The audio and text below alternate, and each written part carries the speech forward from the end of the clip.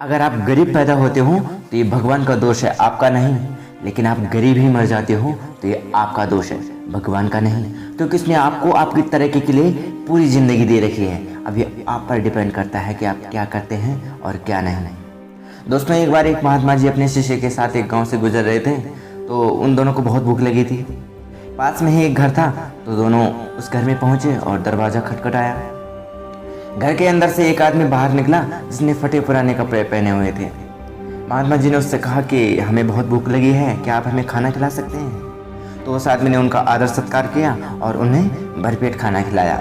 खाना खाने के बाद महात्मा जी ने कहा, तुम्हारे खेतों की तो ज़मीन बहुत उपजाऊ लग रही है, लेकिन तुम्हारी फसलों को देख के लगता है कि आप खेत पर ज़्यादा ध्यान नहीं देते, और तुमने अपने आधे खेत पर तो फसल भी नहीं बो रखी है, तो तुम्हारा गुजारा कैसे होता है।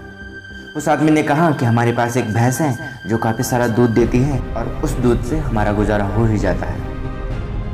रात होने ही वाली थी, तो उस आदमी ने महात्मा जी को वहीं रोक दिया कि आप कल सुबह चले जाना।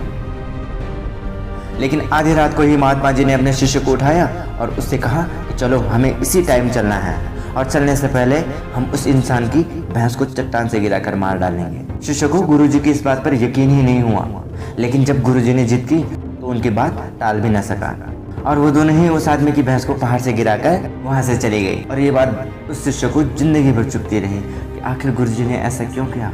उसे इस बात का प्रायश्चित करना था। कुछ सालों बाद जब वह सफल आदमी बन गया, तो उसने सोचा कि क्यों ना मैं उस आदमी से मिलाऊं जिसने हमारी उस टाइम पे मदद की थी। उससे अपनी गलती की माफ़ी भी मांग लूंगा और उसकी मदद भी करके आ जाऊंगा।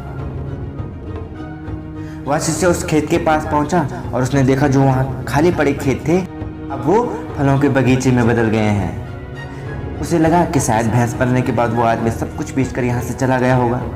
ये सोचकर वो जैसे ही वापस लौटने वाला था, तभी शिष्य ने उस आदमी को देख लिया। वह उसके पास जाकर बोला, शायद आपने मुझे पहचाना नहीं, लेकिन सालों पहले मैं अपने गुरुजी के साथ आपसे मिला था। उस आदमी ने कहा, हाँ मुझे याद है, उस दिन को मैं कैसे भूल सकता हूँ। उस रात ना जाने कैसे हमारी भैंस चट्टान से गिरकर मर गई। उस शिष्य ने पूछा कि उसके बाद आपके साथ क्या हुआ, आपने क्या किया। तो उस आदमी ने बताया कि पहले तो हमारी समझ में ये नहीं आया कि अब क्या करें। पहले तो मैं जंगल जाकर लकड़ियाँ लेके बाजार में बेचने लगा, उससे कुछ पैसे मिले तो मैंने उनसे बीज खरीद दिए।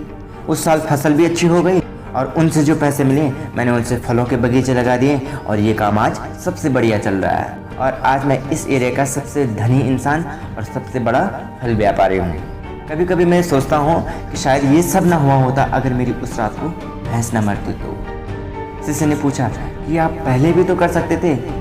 उस आदमी ने कहा, हाँ मैं पहले कर सकता था, लेकिन मेरी ज़िंदगी बिना मेहनत के ही चल रही थी। मुझे कभी लगा ही नहीं कि मैं इससे भी अच्छा कर सकता हूँ, मैं इससे भी बड़ा कर सकता हूँ, मैं इतना बड़ा कर सकता हूँ। दोस्तों, आप सब में से कितने ही लोग होंगे जिनकी लाइफ ठीक ठाक चल रही होगी, जिनके पास 30-40 हज़ार की नौकरी होगी, ठीक ठाक गाड़ी होगी, एक घर होगा, 2-4 लाख बैंक में होंगे, और आप समझते होंगे कि मैं इतना ही कर सकता हूँ या मेरे लिए इतना ही ठीक है, और उससे आगे कभी बढ़ ही नहीं पाते।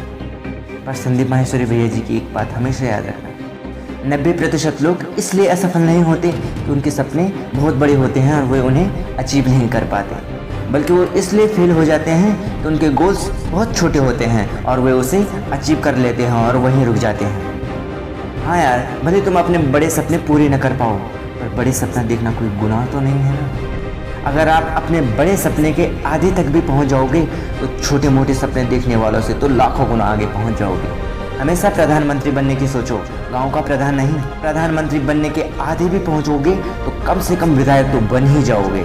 और अगर आप इस कहानी से मोटिवेट हुए हैं तो आप इसे लाइक, कमेंट और शेयर करके मुझे भी मोटिवेट कर सकते हैं।